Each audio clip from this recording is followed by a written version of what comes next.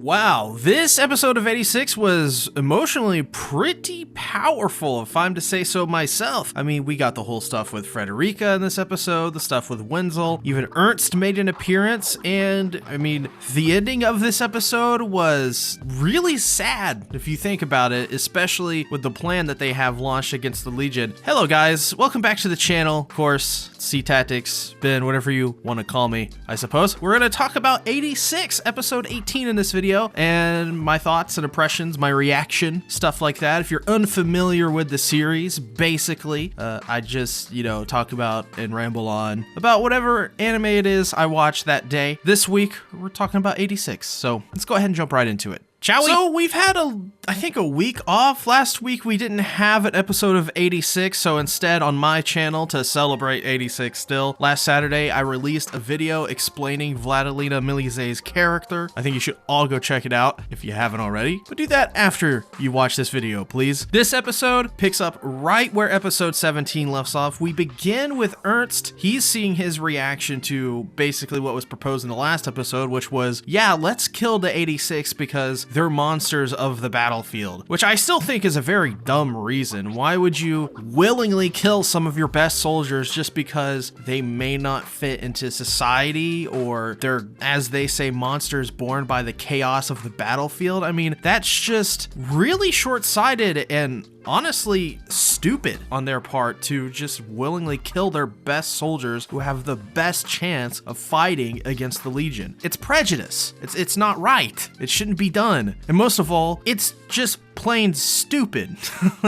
to willingly want to kill your best soldiers. I don't get it. I mean, we even see in this scene, like, the general guy's like, I just think they're monsters. And it's like, how can you think that? They're obviously just teenagers. They're not anything more than that. They're child soldiers, quite frankly, forced to fight by their former country and now this new country that houses them. I mean, even Ernst is just, he's like, I just believe all people should be treated fairly. I think that's the edict of this country. I think that's what we should do as officials and leaders. Even in the military, we should be able to treat these people correctly and with human decency. And it's like this other guy, I think his name is Richard.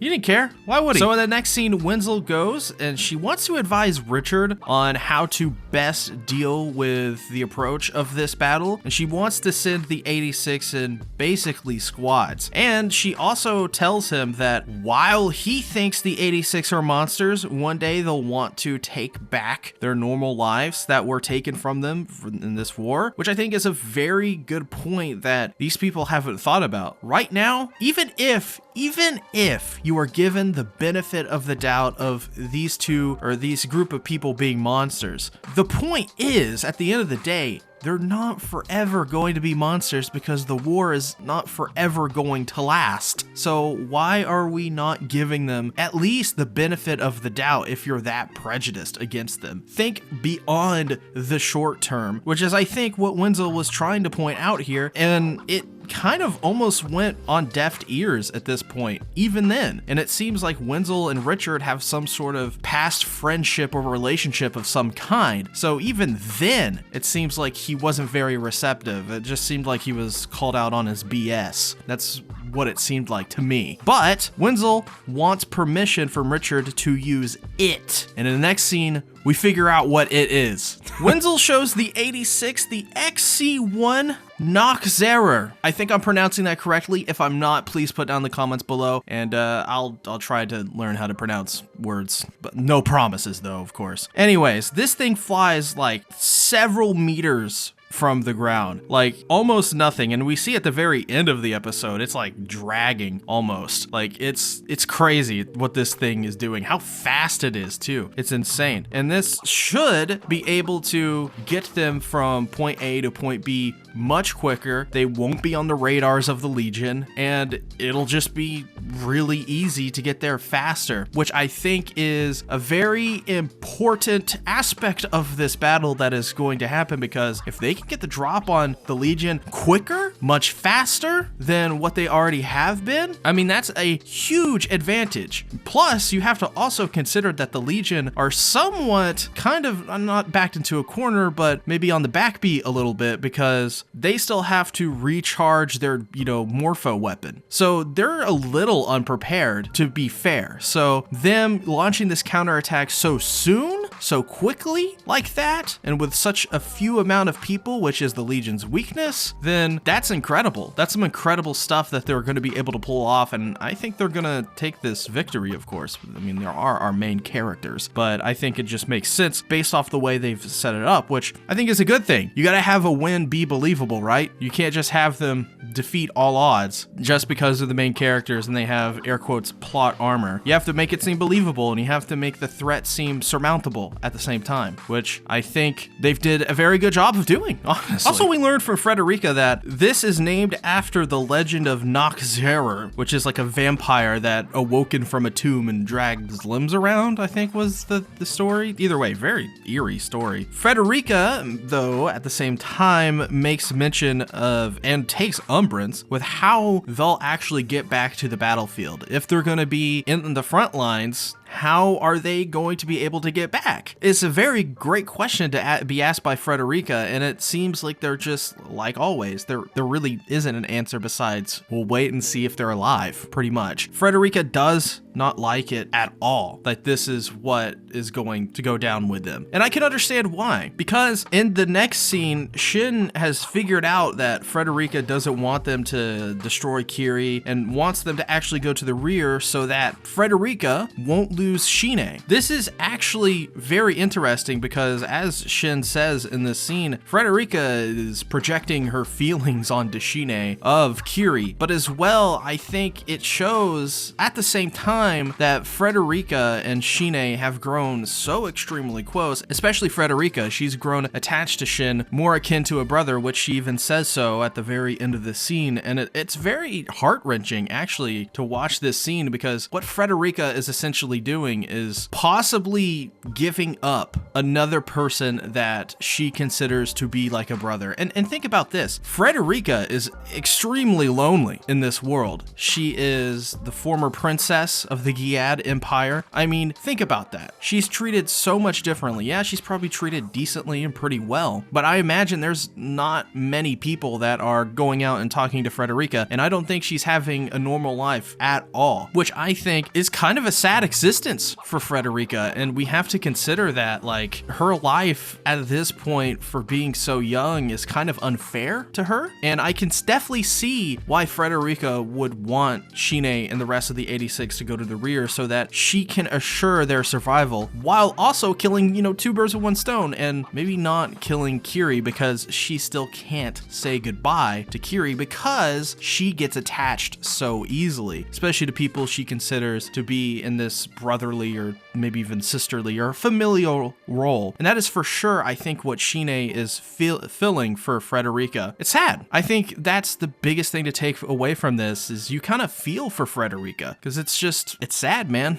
That's about all there is to it. So Ernst calls them before the mission to really cheer them up, but as well to order them to survive and come back, is essentially what he tells them. I like this scene as well, how it begins, because it's almost like has a hint of subtle comedy, where Ernst is like, hey, it's me, I'm here, to cheer you up. And you see all their reactions, and they're all just like unimpressed and unenthused. So that was, I think, pretty nice. It shows like when the 86 are like in the mode, it's like they don't care about anything else other than what they have to do. Ernst tells them to not die, orders them to not die, to come back alive in one piece. But I think the 86 couldn't promise that, because they know what the horrors are like on the battlefield. And I think that's kind of what makes this scene really interesting, is the 86 have been through the ringer so much, and yeah, they'll probably likely survive, like all of them, and I believe all of them are to survive. That's my personal theory and my hope, but they can't promise it, because, well, how can you promise that? You never know what will happen on the battlefield. It's such a crazy and unpredictable thing. Though the most interesting part of the scene is when Ernst says that if they don't come back,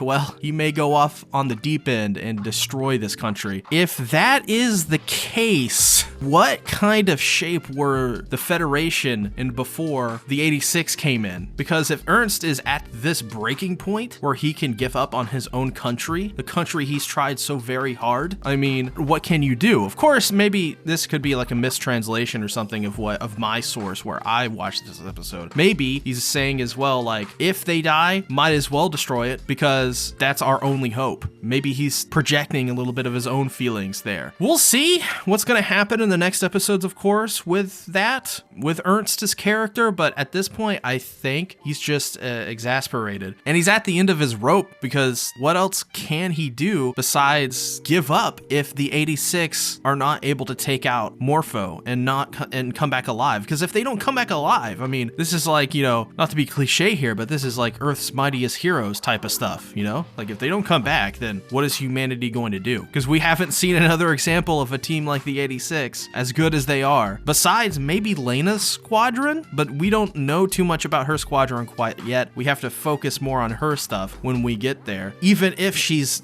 live or dead, we don't even know based off the last episodes. It'll be interesting to see how this develops with his character. So they launch NoxZero. Well, this scene is just brutal, man. So brutal. The 86 listen to what is basically the final words of all of their comrades as these Federation soldiers are sacrificed one after another, saying things like, oh, we can still do this, we're almost there, we almost got this, and they're dying. I think Corinna says like if we take out Morpho, this will be worth it in the end, which is true, which that makes most sense. That's how you bargain these soldiers' lives in war, is you sacrifice some. Basically these people were used as decoys, and they willingly knew going in, most likely, that they're being sacrificed to the front line and the Legion, because that was the only way to make this plan work in the very beginning, was to have a decoy, to have this sacrifice, to have people on the front lines fight the Legion as they're distracted, and they can use NoxZero to go behind enemy lines, take out Morpho, have one of their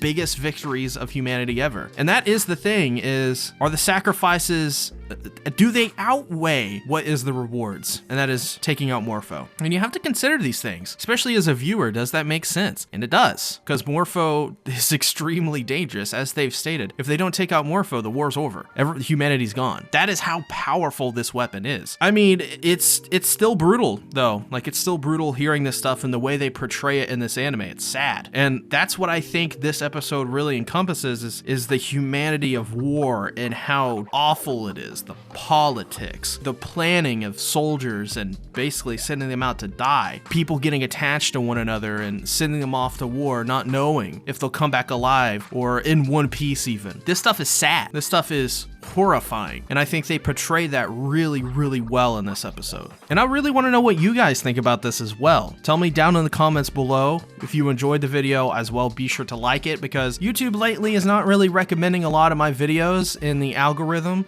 So any bit of interaction helps my videos get back into the algorithm, helps this channel grow so much more, and it really just helps out for future seasons with the future anime I'll be covering. So if you could do that, please, I would appreciate it. But as well, while we wait for next week's episode, check out my Vladilena Milize breakdown video. I promise you guys will really enjoy this video, especially if you're confused at all about her character. It's got everything in there that you want to know about Vladilena as an anime viewer. With that being said, thank you all for watching. Bye-bye.